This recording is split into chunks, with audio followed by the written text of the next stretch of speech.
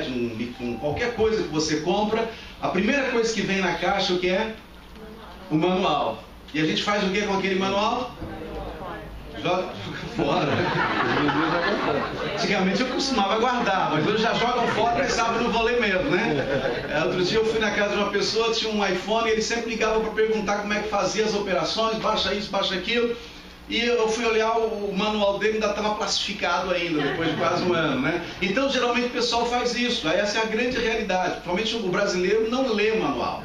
Não lê manual. Uma vez eu conversava com um rapaz, um produtor de um estúdio aqui em Miami, na região de Miami, e eu perguntei para ele, por que a gente às vezes não tem a mesma quantidade, isso faz alguns anos, no Brasil? Ele falou, o Brasil tem o mesmo equipamento de produção, porque o pessoal compra daqui e leva.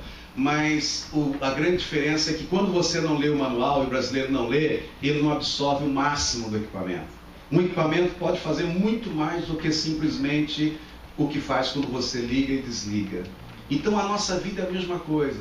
Quando nós temos a Bíblia não como livro de história, mas como manual, nós começamos a aplicar as verdades bíblicas na nossa vida. A vida cristã fica muito mais fácil, a vida cristã fica mais simples.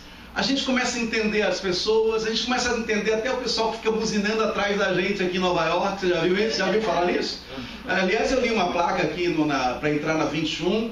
O único lugar do mundo que eu acho que tem essa placa que diz assim, mais ou menos assim, que você, como é um lugar que pode virar à direita, você pode buzinar em quem estiver parado à sua frente.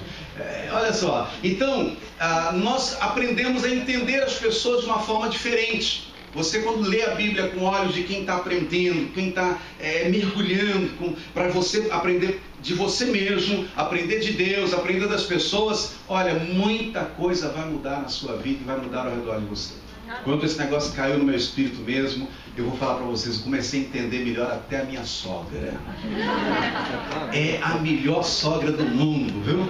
Aliás, acho que eu ouvi uma coisa, foi aqui uma vez falando em sogra, estou só recordando um pouquinho, nós tivemos uma vigília de alguns colegas aqui numa madrugada com o pastor Francisco, há uns 4 anos atrás, e eu achei super engraçado, já contei essa história para muita gente sobre sogra, porque ele fez aqui um encontro das sogras, não foi isso?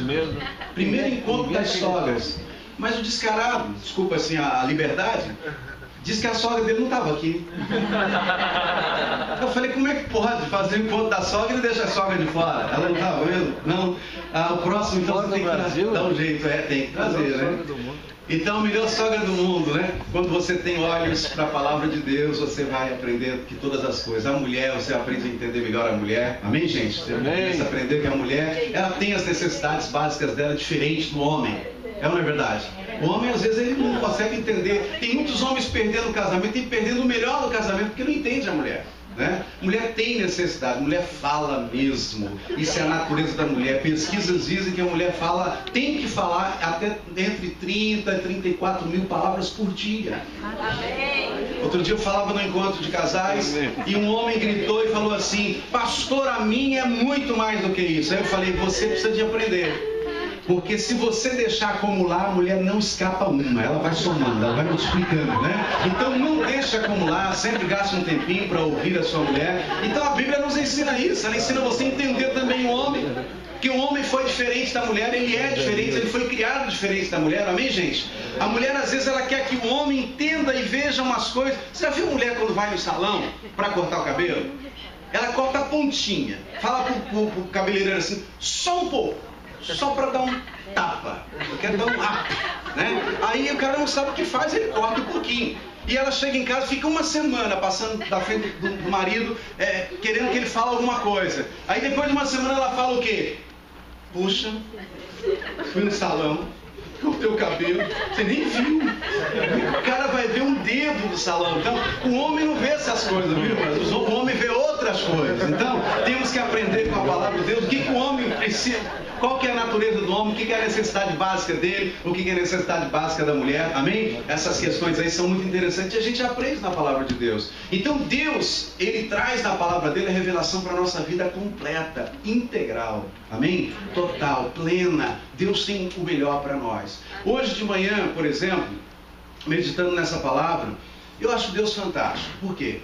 Porque nós ficamos, às vezes, botando pano quente, não tem um negócio assim, mineiro que fala isso, né? Em situações críticas, situações difíceis em família, não é verdade? Família, quando tem algum problema, algum pisou na bola, alguém fez alguma coisa que não devia, todo mundo tenta botar pano quente e tal. Mas Deus, queridos, Ele trata todos os homens que Ele usou da mesma forma. Ele não esconde, Ele não deixa a coisa ficar atrás do altar, Ele não deixa pano quente, não deixa ficar nada por debaixo do pano. Deus, Ele fala, Deus expressa. Quando você lê a Bíblia como gente, como pessoa, você vai ler a Bíblia e você vai se sentir também gente. Você vai dizer assim, poxa, Deus usou esse camarada aqui, Ele vai me usar.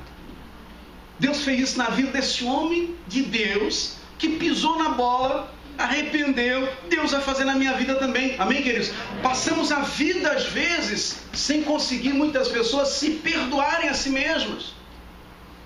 Quando Deus perdoa, quando você se arrepende. Sabe uma coisa que Deus ama? É um coração quebrantado, um coração arrependido, um coração sincero, um coração transparente. Se tem uma pessoa que a gente não consegue enganar com 7-1, é Deus.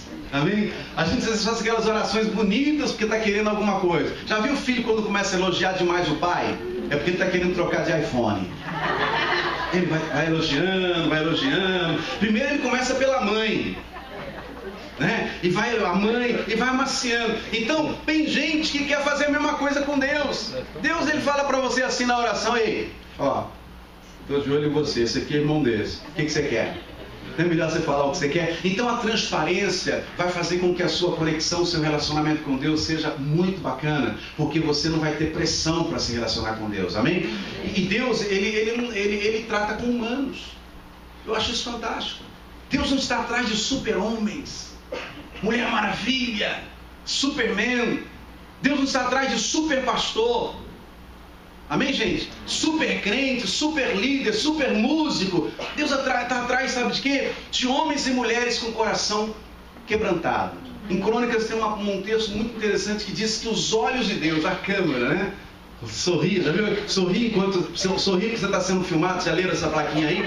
Em Crônicas diz que os olhos de Deus estão sobre toda a terra. Aí você fala, opa, eu não posso agora errar. Não, Deus não está preocupado com o seu ato falho. Ele não está buscando isso. O texto diz que Ele está buscando todo aquele cujo coração é dedicado a Ele. Porque se o meu coração for dedicado a Deus, Ele fala, eu preciso botar mais aqui, eu preciso dar mais aqui, eu preciso investir mais, eu vou abrir mais porta. Quantos estão me entendendo? Amém, queridos? Então vale a pena a gente entender o contexto todo de vida cristã dessa forma. Agora nós temos aqui uma situação meio interessante, meio peculiar, mas também não tanto. Porque eu acho que todos nós aqui já tivemos alguma vez na vida que a gente teve vontade de desistir. Os mais antigos sabem do que eu estou falando. Jogar a toalha. Quem sabe o que é jogar a toalha? Jogar a toalha é quando um lutador tomou um direito cruzado e ele vai para o chão, o treinador joga a toalha. Antigamente fazia isso, né? E o juiz está sabendo que não pode continuar a luta porque o atleta dele não aguenta mais um. Pelo menos agora. E muitas vezes nós tomamos tantos direitos cruzados na vida que dá vontade da gente desistir. A gente vê o pastor Francisco, a esposa, é filho? É. O filho, tem mais um? Não. Cadê? Ali está todo mundo aqui, né? Adoração. Filho de pastor, não tem jeito, tem que ser músico, né?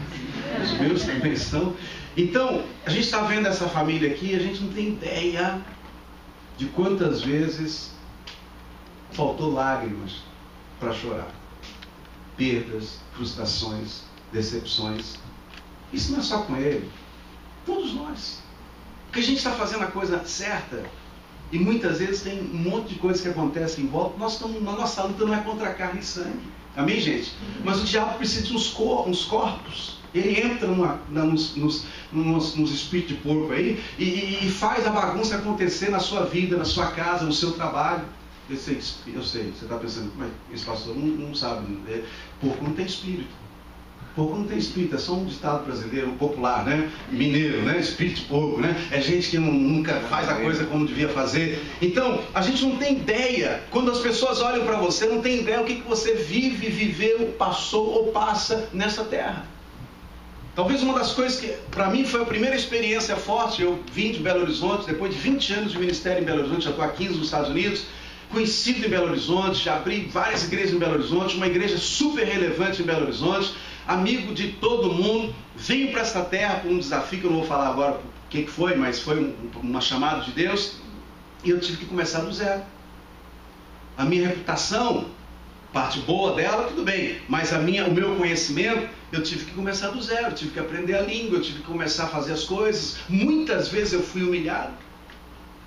Não trabalhei como a maioria trabalha, mas você tem humilhações por vários motivos, né? Só de olharem para sua cara e te acharem que você não é daqui, você não devia estar aqui. Quantos estão me entendendo? E a gente vai passando por cima disso. Agora, muitas vezes no próprio ministério mesmo, a gente tem aqueles momentos duros, aqueles momentos que você toma uma assim direta e dá vontade de ter uma praia deserta para você ficar lá um tempo, sabe, assim, gritando. Quem já teve essas doideiras aí? Ai, meu Deus, uma mata, um monte, né? Um monte, uma praia deserta, você botar uns trem para fora, porque a gente tem que botar uns trem para fora de vez em quando. É externar alguns sentimentos que ficam agarrados aqui. Eu me lembro que eu estava numa dessas crises, pastoreando na Flórida, alguns anos atrás. E desafio mesmo de igreja, você orando, você às vezes não vendo as coisas acontecerem, guerra para todo lado. E um dia eu falei para a semana, eu vou dar uma saída. E na Flórida você não pode entrar na praia para ficar lá de noite, depois de um determinado horário, porque a polícia está sempre passando uma ronda e tal. E eles não deixam. E eu sabia que praia deserta não ia achar. E se eu ficasse gritando na praia, a polícia chegasse, é óbvio que eu ia ser algemado, ia ser levado para até explicar que focinho de porco não é tomada, o negócio ia ficar feio pro meu lado. Mas eu precisava do momento para mim. Aí eu peguei e fui para um parque que tem na Flórida, um parque chamado Whitewater. É um parque muito arborizado, um parque com lagos maravilhosos. Você entra e você não vê nada assim de rua, de casa, nada. E eu descobri que isso era 9h30 da noite mais ou menos. Eu lembrei que lá nesse parque estava fechado às 5, mas tinha um setor que era de barracas. Domingo o pessoal faz campo durante a semana toda, então o pessoal reveza ali. Eu sabia que podia entrar ali, mas tinha que pedir autorização. E eu não tinha autorização. Fui no segurança, pedi o segurança e cheguei para ele e falei assim: eu sou pastor da comunidade brasileira aqui e tal, e eu queria fazer umas orações aqui. Ele falou: mas aqui não é lugar de oração. Eu falei: não, deixa eu explicar. Eu estou fazendo uma intercessão, olha meu, é uma intercessão, nós estamos intercedendo pela Flórida, para Deus abençoar a Flórida. Ele falou: mas você pode fazer isso na sua casa? Aí eu falei: o que eu vou fazer com esse homem? Eu falei, eu estava doido, falando: rapaz, eu estou tentando botar uns trem para fora, o único lugar seguro que tem é esse aqui, me deixa entrar nesse negócio. Eu sei que eu convenci o homem, ele falou assim: olha, só meia hora. Eu falei: tá excelente. Eu acho que eu fiquei mais de 1h30 ou 2. Porque quando você entra na oração, na guerra, tem hora que você vai para a adoração, você vai botar o rosto no chão, você fica horas ali. Eu já fiz isso. Não sai uma palavra da minha boca. É o momento de você quebrantar, fica... Mas eu estava querendo ir para a guerra. Quem está me entendendo? Eu precisava gritar, não era hora de... O vizinho não podia ouvir. E eu fui, irmãos, e foi um momento gostoso. Longe de todo mundo, no meio do mato. E eu andava para lá. Quem já fez essas orações doidas aí? Anda para lá e guerra, vai soltar minha família, vai soltar minha bênção. Quem já fez esses negócios aí? Pelo menos uma vez na vida, né? Então eu fiz essa oração e orei ali. Não sei por quanto tempo eu fiquei, mas eu me envolvi. Meu olho fechado, porque eu já tinha dominado na minha mente o espaço que eu estava andando para lá e para cá, e naquela escuridão, e quando eu penso que não, eu vi uma presença, eu senti uma presença chegar. Sabe quando você está num lugar escuro assim, quase 11 horas da noite, e chega algo, um ser, que você não sabe exatamente o que é, e começou a ficar assim, ó.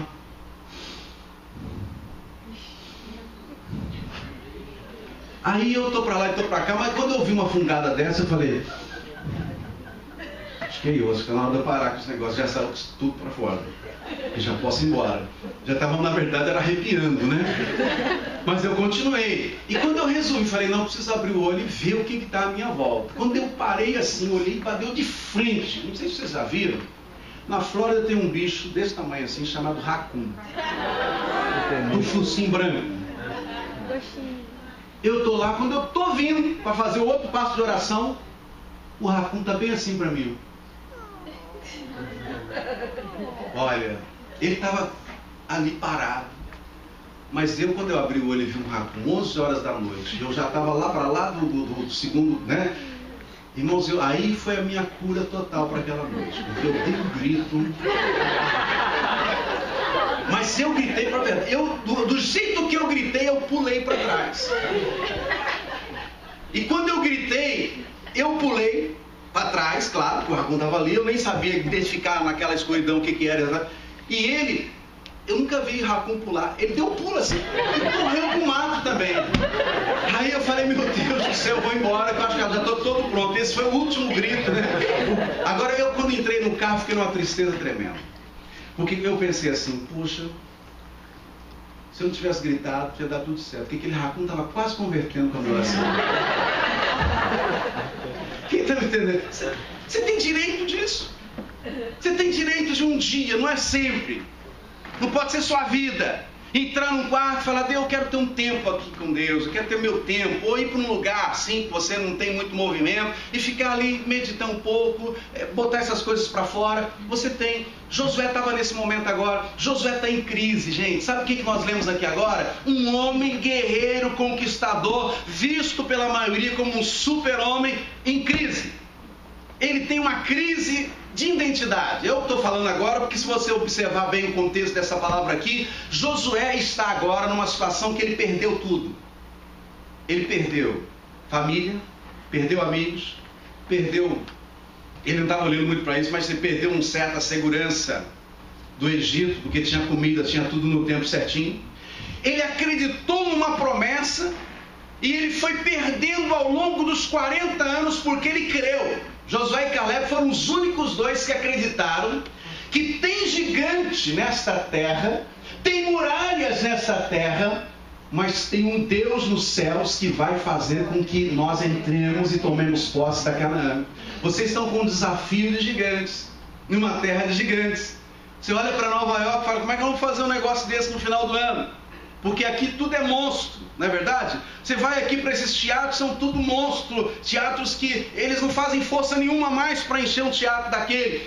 É desafio. Nós não podemos nunca olhar um desafio de baixo para cima, porque vai ser muito alto. Mas quando você olha de cima para baixo, tudo parece menor, porque a sua visão mudou. Quantos podem dizer amém por isso?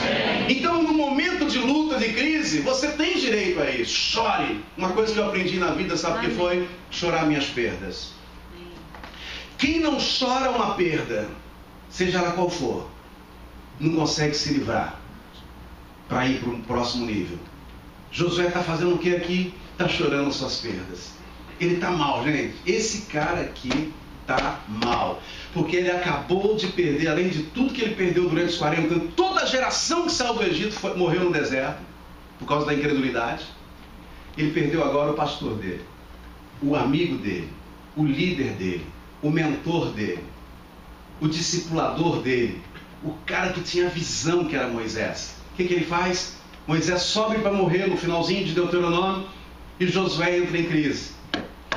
E agora, meu Deus, temos uma muralha, temos um desafio, e o mentor do projeto, o mentor intelectual do projeto de conquista, subiu para morrer.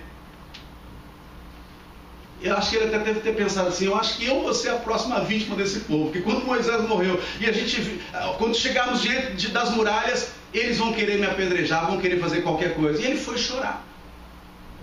Agora é engraçado e interessante, porque quando a gente está mal, a gente quer ombro para a gente botar a cabeça para chorar, não é verdade? A gente quer gente que entende a gente. Gente que fala com você assim, puxa, eu sei o que você está passando, ou eu posso imaginar o que você está passando, você não merecia isso, foi uma injustiça, ou isso não era para você. A gente quer um ombro, a gente é assim. Agora eu fico observando Deus, e quando isso caiu no meu espírito, eu falei, mas Deus, como é que o Senhor faz isso com um homem que foi tão fiel, e o Senhor chegou com um direito cruzado no rim de Josué? Porque Deus chega para Josué na crise dele, porque quando você entra em crise, mas está com Deus, Deus vai tirar você dessa crise. Quantos podem dizer amém por isso? Quando você entra em algum momento que você está passando dificuldade, está luta por todo lado, quem sabe você está até num ciclo assim, parece que o inverno não vai acabar para você. Parece que a primavera não vem nunca, mas você está ali na guerra, mas está com Deus. Deus vai abrir uma porta onde não tem para te dar uma saída, porque Ele é Deus e Ele é fiel. Ele vai estar com você. E aqui na crise de Josué, o que acontece? Deus vai encontrar com Josué, o próprio Deus. O texto diz aqui que Deus chega para Josué, e eu gosto disso. Deus não falou bom dia, Josué. Deus não falou paz do Senhor, Josué. Ou paz seja com você, ou paz de Deus, paz de Cristo, graça e paz. Ele não falou nada disso. Observa no seu texto. Deus chegou e viu Josué chorando. É mais ou menos assim, você já chorou tudo? Já. Agora eu preciso saber, depois de chorar, o que eu vou fazer com a minha vida. Amém, queridos? E Deus chega na lata, irmãos. Deus bate assim o olho em Josué e fala assim: meu servo Moisés está morto. Tem bom dia, não tem boa tarde. Esse negócio, quando caiu no meu espírito, eu falei: meu Deus. Deus está falando para Josué o seguinte: se você não enterrar os defuntos da sua história, você não vai estar pronto para Canaã, para o novo de Deus. Enquanto eu não enterro o meu passado, a voz dele vai ser mais forte do que o meu futuro. Tem gente que muda de país, traz o problema para cá, 20 anos depois tem o mesmo problema, a mesma crise, a mesma ofensa, a mesma amargura, o mesmo ressentimento. Elas vão colocando uma sacolinha que fica aqui invisível, porque tem gente que é muito pesada, porque está carregando tanto defunto nos ombros, que não resolvido, que a vida fica pesada, não tem saúde. Sabia que os especialistas dizem que por volta de 75%, 76% das doenças que as pessoas desenvolvem são psicossomáticas? Elas estão ligadas ao que está aqui na sua mente. É o que você pensa, é o que você traz, é a ofensa recebida que não foi resolvida, é a amargura que virou ódio, que virou revolta, que não consegue liberar perdão. Sabe uma coisa que eu fiz na minha vida alguns anos atrás? Irmãos, para mim foi muito difícil perdoar. Acho que para todo mundo. Porque perdoar quem ama você e faz uma bobaginha, legal, isso aí é fácil. Perdoar a ofensa, aquilo que te machucou, aquilo que te feriu, aquilo que fez com que você se sentisse muito mal. Às vezes nós somos ofendidos desde a infância. Às vezes um comentário, uma crítica feita. Quem sabe uma palavra, eu já tratei, a gente trabalha muito com pessoas na área de aconselhamento, e já por vários anos, né? E como eu já aconselhei pessoas que foram ofendidas na infância. Na infância. Eu tratava de um rapaz na Flórida, anos atrás. Ele trabalhava a morrer. Trabalhava em 2 empregos, era um touro bravo para trabalhar. Nem precisava trabalhar tanto. E ele agora botou o filho para fazer a mesma coisa. Trabalhar, botou o filho. Você vai trabalhar, você vai para a universidade e você vai ser jogador de futebol profissional. E o filho não aguentava mais, estava querendo sair de casa. E num momento da nossa conversa eu perguntei para ele: por que você faz tudo isso? Por que você está forçando seu filho a fazer uma coisa que é pesado para ele? Por que você está levando a vida tão pesado desse jeito? Aí ele começou a chorar e falou assim: por causa do meu pai. Eu falei: mas o que aconteceu com o seu pai? Não, ele falou que eu nunca ia dar certo na vida. E eu vou provar para ele que eu vou dar certo na vida e minha família vai também dar certo. Quem está me entendendo? Amém. Aí eu fiz uma outra pergunta para ele. Eu perguntei: onde o seu pai está? Aí ele chorou de novo e falou: meu pai já morreu há 10 anos. Seu pai morreu. E você continua querendo provar para ele? É, pastor, eu vou provar para ele. Como você vai provar para ele? Não morreu. Quem está me entendendo? Você sabe o que acontece, queridos? Uma ofensa pode cegar você e tira você do melhor de Deus. Tem pessoas que não conseguem ser abençoadas no casamento, ter um casamento feliz, porque elas têm história lá atrás. Alguma que falou alguma coisa, ou você traz consigo uma carga que alguma hora não vai dar certo, sua vida vai acabar, o casamento vai acabar, ou seus filhos, você morre de medo de tudo. Irmãos, nós temos que... Sabe aquela música Solta o Cabo da Nau? Como é que é? Toma o remo nas mãos e navega com fé em Jesus. Amém? Nós temos que cantar esse negócio o dia inteiro, em nome de Jesus. Você tem que falar para você mesmo. Uma das coisas que eu tenho aprendido para eu trabalhar com essa questão da minha alma, do meu espírito, eu tenho aprendido a conversar comigo. Eu falo comigo, eu dou uma ordem para eu mesmo. Vai lá e resolve o problema. No meu casamento eu tive que engolir muito sapo da minha esposa. Eu estou falando assim porque ela está aqui, ela sabe do que eu estou falando. Porque quando uma mulher fala uma verdade para um homem, o trem garra aqui, ó. Quem sabe do que eu estou falando? Só os homens, levanta a mão. Quem sabe os homens? Isso aí. Calma, irmã. A senhora falou, não levanta a mão. A irmã está falando, não levanta a mão. Brincadeira, brincadeira. É brincadeira, isso foi brincadeira, tá? Tá todo mundo querendo saber quem foi, né? Então, olha só. Engolir sapo é quando você ouve uma verdade da sua esposa, do seu esposo, do seu pai, ou da sua mãe, ou até do seu irmão mais velho, que você não quer ouvir. Sabe o que eu aprendi a engolir sapo? Porque sapo desce, ninguém engole sapo, mas se fosse engolir, ele ia descer ranhando. Porque o sapo ele incha. Estão comigo? E umas verdades elas incham. Tem homem que só quer saber da parte boa do casamento. Ele não quer essas verdades de jeito nenhum. Eu me lembro uma vez que eu estava muito animado quando cheguei em casa, já tinha feito algumas coisas, né? Aprontei alguma com a minha esposa, não lembro mais o que foi, isso tem muitos anos. Ela lembra, ela não lembra, mas a mulher geralmente ela lembra, né? Mas não era nada assim extremo, mas quando você sabe que, quando você faz algo com uma mulher, ou fala alguma coisa com uma mulher, fica tranquilo, ela vai querer sentar com você para resolver tudo direitinho, nos mínimos detalhes. E eu esqueci que eu tinha falado alguma coisa, talvez foi um comentário que eu fiz, né, deselegante, coisa assim, né? E quando eu fui dormir, obviamente tomei meu banho e tal, fui pra cama como todo casal. E a minha esperança qual era? Vai haver festa hoje. E nada. Porque quando a mulher está ofendida, meu irmão, você tem que resolver a parada ali com ela. Não adianta ficar com aquele pezinho leve. Tem uns homens que botam os pezinhos assim para ver se ela aceita, né? O contato. O pezinho assim, primeiro contato. E a mulher ofendida na hora. Parece que é um choque que ela toma. Ela faz assim. E ele vai empurrando. E ela vai saindo pro canto. É verdade. Tem uns que até abre a mão assim, porque já desistiu do pezinho, e tenta trazer pra cá, né? E a mulher não. E a minha, porque aí outro dia eu tava dando uma palestra pros homens, e um homem desses meio assim, pra frente, né?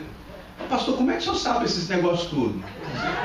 Eu falei, porque eu já tentei botar o pezinho, eu já tentei fazer assim, mas não tem jeito, tem que resolver com a mulher. Ela senta na cama e fala assim, olha, vamos conversar sério aqui. Aqui não gostei disso. Deixa eu dizer uma coisa para você, querido. As pessoas que conseguem falar uma verdade para você é porque elas querem o seu crescimento. Amém? Amém? Amém? E é claro, as mulheres, por favor, não abusem dessa autoridade que eu estou empurrando vocês aqui, porque depois os maridos de vocês já vi que são camaradas bem malhados aí, e eles vão me pegar lá fora. A mulher tem que ter sabedoria. A Bíblia diz que a mulher virtuosa é que edifica a sua casa. Amém, queridos? A mulher não pode nem ser feminista, aquela que agora os direitos são iguais. Ela tem que ser uma mulher segundo o coração de Deus. Ela tem que conhecer quem ela é, conhecer o amor de Deus. Ela tem que se aceitar como Deus a fez e buscar a mudança que também está em Deus, para que a relação seja uma relação legal. O filho é a mesma coisa. É muito difícil para a geração de hoje, da meninada aí, ouvir os mais velhos. Porque você ouve os mais velhos e eles parecem que não sabem de muita coisa, porque eles não sabem nem ligar o computador direito, papai. Outro dia um rapaz estava me contando, até um pastor, que o menino dele explicava a ele, vem cá filho, me fala como é que faz isso aqui. Aí o filho fazia como... E embora. Diogo. Mas como é que faz? Não, pai. Aqui, ó. Não, pai, você já não queria, não era isso? Então tá bom. Aí ele subia a escada, o menino. Aí o pai conseguia. Ok, abriu. Aí de novo o negócio agarrava. Ô João, vem cá. Pai, de novo, o que é agora? Não, aquele negócio você fez, mas eu nem vi como é que você fez, e agora deu de novo. Aí o menino vinha e, pai, eu já falei, é só fazer isso aqui. Aí o camarada, ele disse que já estava inconformado, queria até desligar o computador. E o menino subiu. Olha só. Aí disse que o garoto desceu a escada na terceira vez, assim. Tipo assim, seu orelhudo, você não consegue entender nem isso, né? Na verdade, nós não somos especialistas em computador, mas de vida o seu papai sabe muita coisa.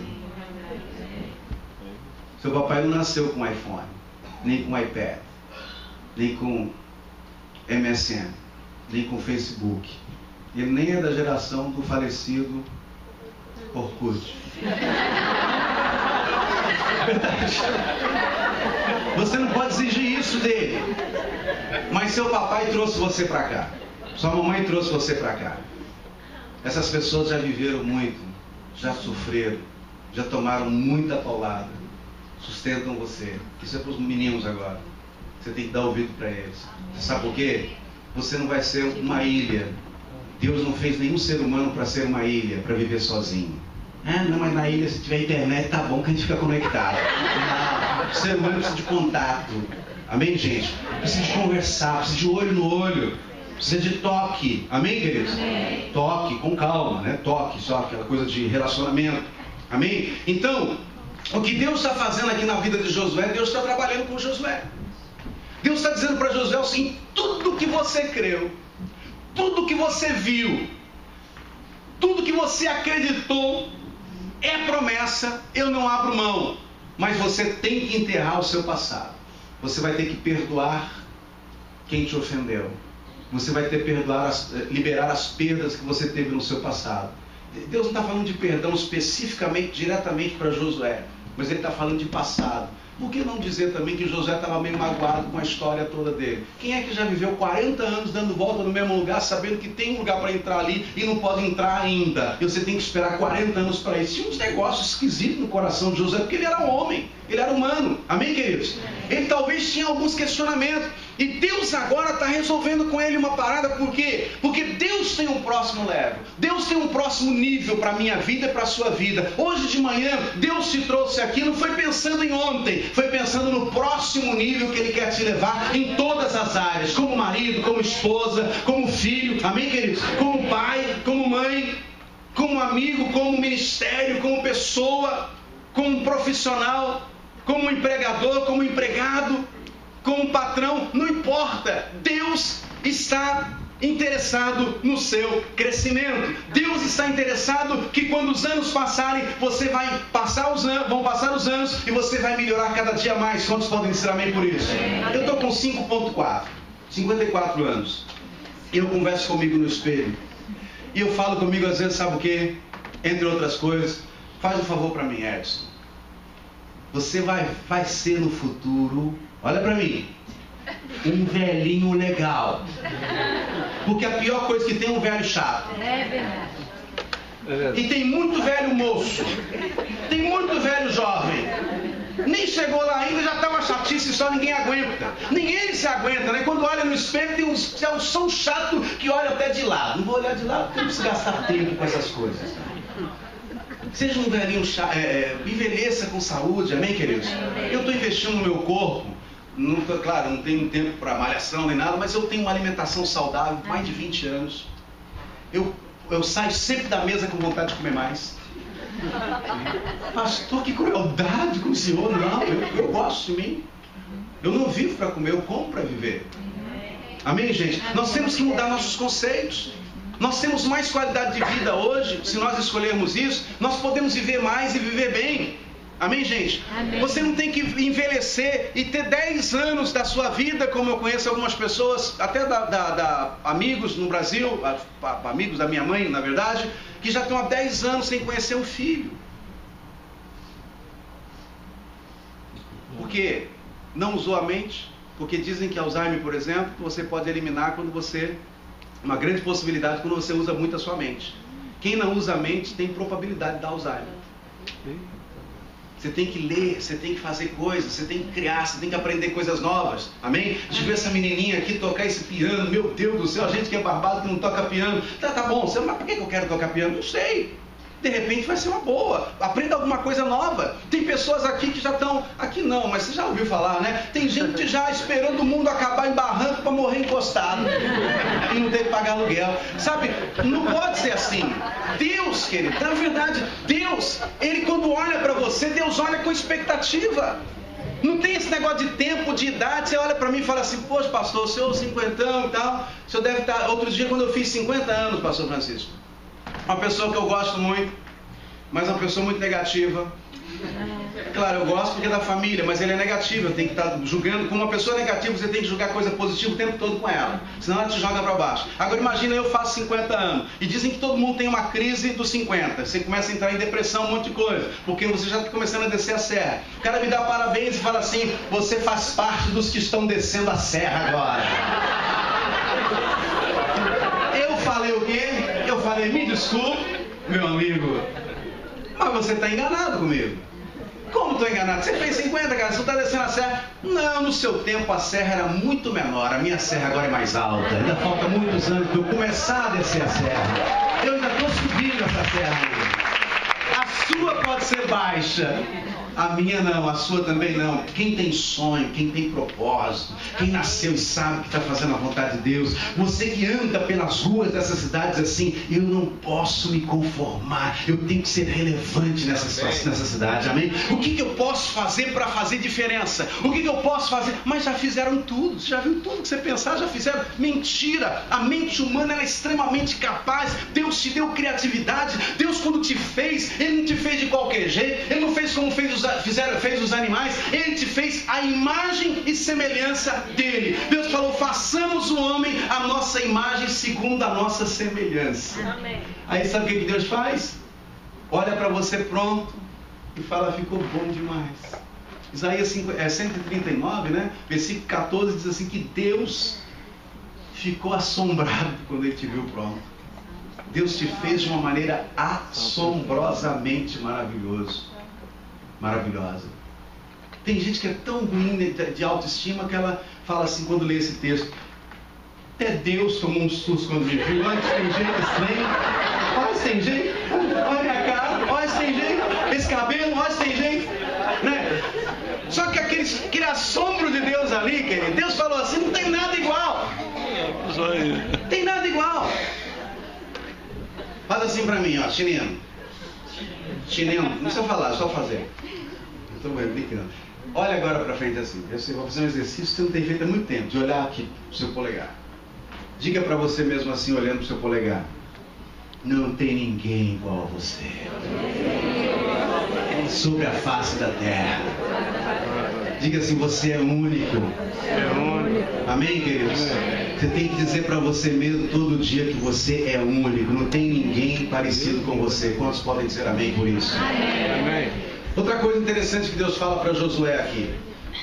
Ele diz o seguinte, na segunda palavra que dá. Primeiro ele fala, enterre seu passado. Que você vai para Canaã. Canaã não quer esse negócio com você não. Não quer essas crises. Não quer essas encrencas. Amém? Se você quer ir para o novo de Deus, você precisa deixar aqui algumas coisas que é passado. Deus não está preocupado com quem você era. Estão comigo? Deus não está preocupado. Você tem que se perdoar. Você tem que resolver com você esse negócio. Olha para frente, fala, Deus, eu vou virar a minha história. Amém? Segunda coisa que Deus fala, e é uma chave para Josué, ele diz assim, se prepare, porque o que eu prometi eu vou fazer. Quando Deus fala se prepare aqui, eu vou parar um pouquinho nesse texto aqui para dizer para você o seguinte, Deus está falando, se estivesse hoje, sabe o quê? Para essa galera que está aqui, com esse grande desafio que é a vida, tanto profissional, a sua vida de realização dos seus sonhos, dos seus objetivos, seus projetos de vida, seu propósito, e também o desafio da cidade. Deus está dizendo, sabe o quê? Vai se preparar. Vá para a escola. Amém? Vá para a escola. Vá fazer um curso. Vá se profissionalizar. Vá se especializar. Tem uma oração que eu faço, quando eu faço essa oração, eu dou 2 pulos, caio com o pé esquerdo no chão, dou outra rodada e caio com o pé direito. Quando eu caio com o pé direito, a minha mão fica apontada para lá, quem estiver olhando para minha mão, o salário dobra na semana seguinte. Quem quer que eu faça essa oração aqui? Não é sério. Quem quer que eu faça essa oração? Levanta a mão. Seus preguiçosos, não tem nada de oração para aumentar salário. Primeiro que se eu fizer essa oração aqui, alguém tem que ligar para o 911, porque eu vou cair duro aqui, tanta pulo com o pé esquerdo.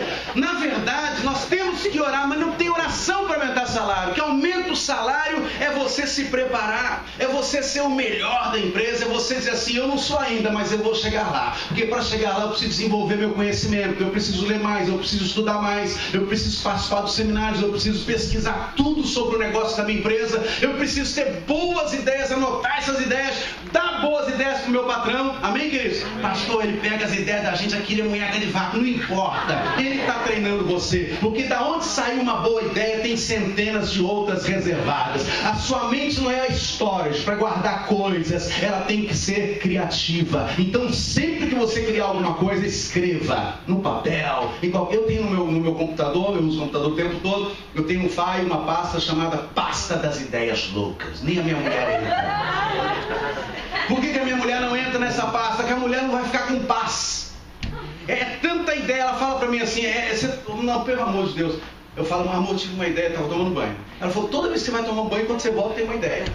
Aí eu já escrevo, porque tem ideia que é louca para você hoje, mas você está em crescimento. E amanhã você vai olhar e falar assim, ei, mas é tão pequena assim, achei que era maior. Vou fazer você realizar agora.